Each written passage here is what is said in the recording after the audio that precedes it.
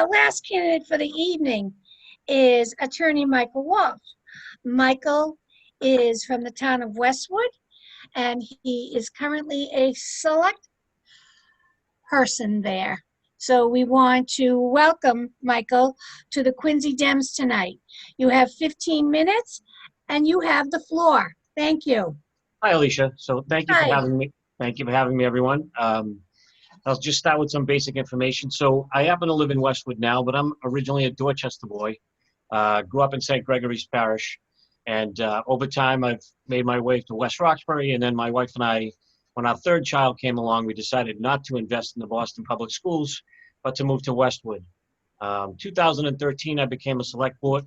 Then it was select men. Now it's the select board.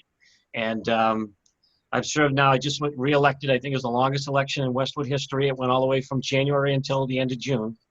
But I was able to come out victorious. So as far as my day during the day, I'm a practicing attorney right now. I've been representing, families and individuals for the last 33 years. I started first at Win & Win, a large law firm, made my way from an associate coming in up to a managing partner. And then in 2002, I decided to leave and form my own practice where I've been for the last 18 years. But most of the people, I do a lot of different work. I'm not going to say exclusively I do probate work because I don't, but I do lots of different types of work. And so most people who come to see me need my help. And, I try to make them feel comfortable. I wear a tie when I go to court, but when I'm in the office, I try to make them feel comfortable. So what else can I tell you? So I've been doing this for 33 years. I try to make everyone feel comfortable. I mean, if you really think about this, the probate court is such a different court. It probably has more types of cases than any other court in the world. And the one thing that, for anyone who's ever gone through it, and I know most people don't think that ever have to go through it, but when they go through it, it can be very stressful. And people are in there for usually at a bad time in their life, right? A divorce, child support, something like that.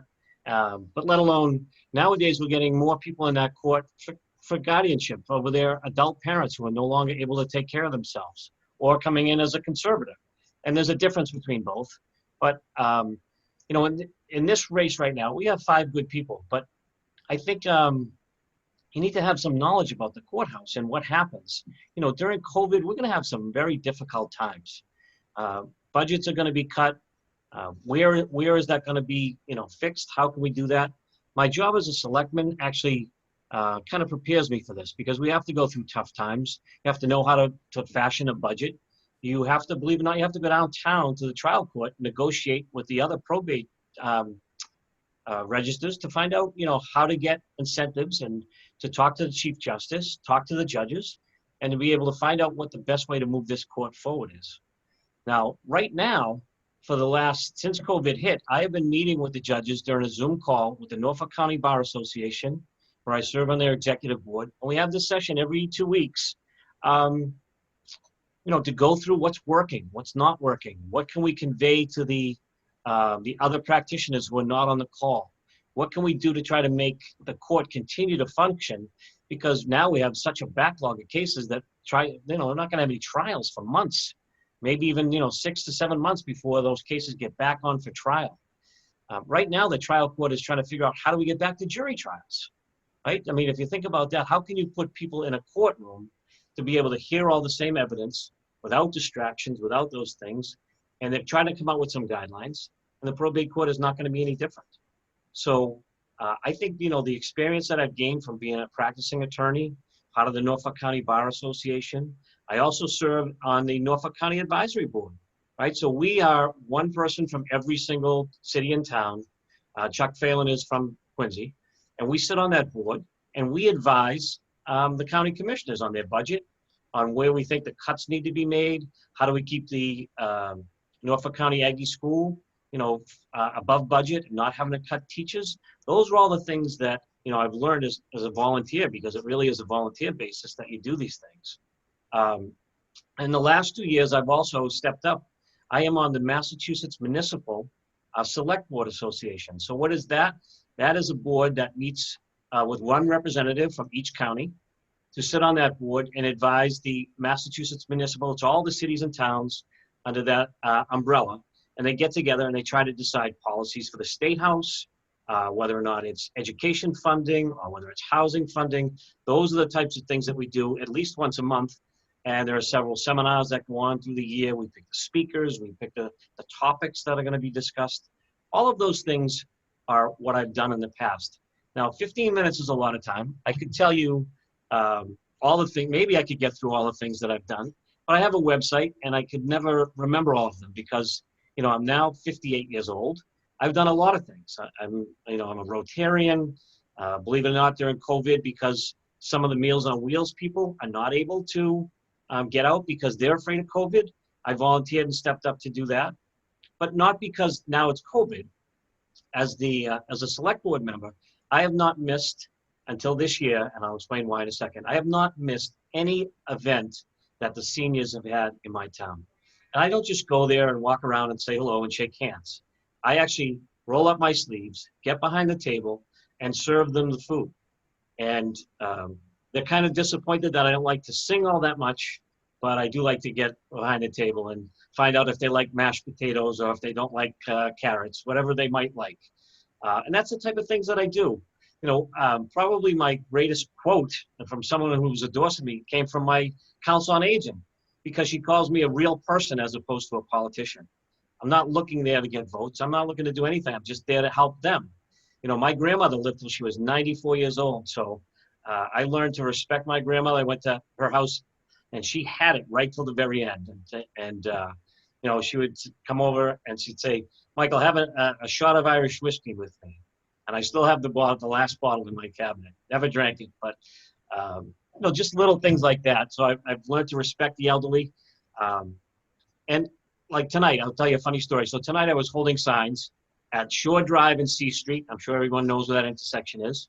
And over to my right, a woman, an African-American woman broke down and her car was stuck in the middle lane.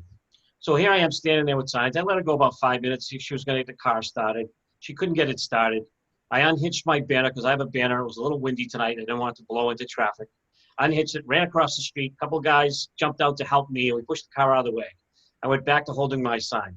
About 15 minutes later, one of the kids who helped me move the car pulls up and he hands me a bottle of water and he says, here, you deserve this, just for helping. And that's, you know, that's what I was there for. I couldn't let that woman sit in the middle. Everyone was honking at her, trying to get around, trying to get home. So those are just little things. But, you know, the probate court, most people don't know a lot about it, but it is a very, very important job. I know everyone likes the sheriff race. It sounds important.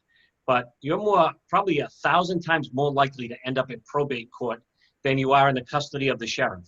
And at least I hope so. So, you know, those are important things. But there are so many different types of things that go on there. You know, a friend of mine called me just yesterday. My accountant called me and said, Mike, my son's 40-year-old friend just passed away. Doesn't have a lot, has a car, you know, kind of tragic, but I won't say unexpected. So he says, well, so what do I do? I said, well, you need to do a voluntary administration. You can go online, you can go to masscourts.org, you can download the forms, you can fill out what it is. You get up to $25,000, you know, and you get one car. And so if he has under 25,000, you can do the voluntary estate. If it's not, you're going to need more. And those are just things that, you know, you just know from the prior knowledge. And I think during COVID right now, especially, we don't really have time for people to try to catch up for 2 years to try to figure out how the courthouse works. You know, probably the number one thing, as besides meeting with the judges and the lawyers, I also met with the staff. I wanted to find out from the staff, you know, what's working, what's not working? How can we fix this? What is it that we can do to make this courthouse better? And I've actually sat down with them. I know Mike Barbadaro just got hired. Mike got hired just before COVID. And boy, he's spinning his head in there right now, trying to figure out how to make it a Zoom courthouse and get all the documents done at the same time. So it is, needless to say, it's a very important position. And I think, personally, I think someone with experience needs to be in there. Now, you know, as I said, we have 5 different people running in this race. And everyone brings a little bit to the table, but I think I bring the most complete package to the table. So I'm asking, you know, everyone here to really consider. Now, I know yesterday that Many of you got a letter from the mayor. I'm well aware of it. My sister just moved to Quincy and was able, got the letter in the mail. Fortunately, I did do a robocall last night just to introduce myself, and hopefully you'll be getting my mailer in a couple of days. I think, I'm trying to be the best that I can. The hard part is, during Zoom, you can't really get a feel for someone's personality. It's the hardest thing. I have been doing Zoom meetings, I would say at least twice a week since COVID hit, because I belong to a national networking group, and we used to meet in person, and now we all meet by Zoom. But it's so hard to get your personality out there, to let you know what I'm like. I think if you drive by me when I'm holding a sign and I wave to you, you get a better idea of my personality. I smile much more, I wave, I try to get you involved and to see that I'm here working as hard as I can. During COVID, I'm working every day. I work, and let me tell you how my day goes right now. I get up at about 5:30. I'm out the door by 6:30, and I'm holding a sign somewhere by 7 o'clock. I'll stay there till 9 o'clock. 9 o'clock, I pack it up, I go to my office. I work in my office until 3:30, and then at 3:30, I pack it up again, and I go hold a sign somewhere else.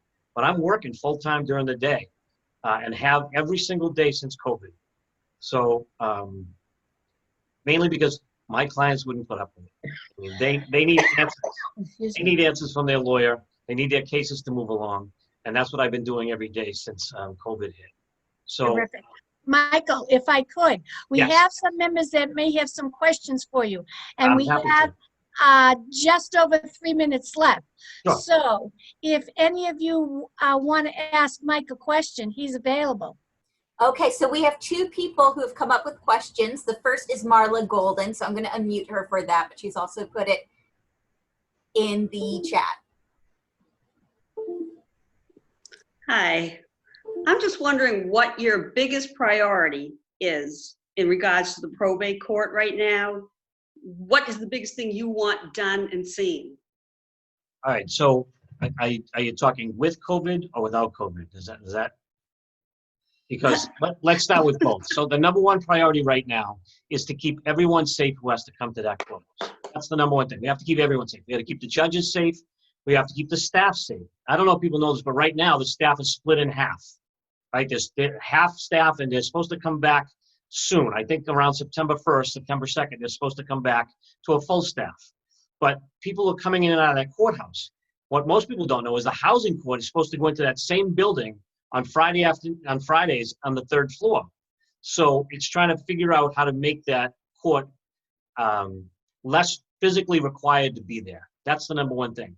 And customer service. I don't know about you, but I am so tired of calling a courthouse and getting wrapped in an endless loop of voicemail. If I become the Registrar of Probate, someone's going to answer that phone and say, "Thank you for calling the Norfolk County Registrar of Probate. How can we help you?" And then we'll be able to send them to the right person. Now, I can't say that someone's always going to pick up on the other end, but at least you'll know who you're calling back for in the event that they don't get it. So, I mean, there are several things, and I can tell you if you go to my website, and I'll give you that real quick, Walsh for Probate, and it's not the number 4, it's actually FOR, walshforprobate.com. You can see my list of priorities. I've put them out there. I put them out. There'll be a video coming out. You'll see them in my video. But that's probably the number one thing right now. Budget is going to be the second thing. I hope that answers your question. Thank you. Okay, if we have enough time, we also have Karen. Hello, thank you for talking to me. I was interested in your story about how you help the women of color that need. Yes, I'm sorry, you're breaking up.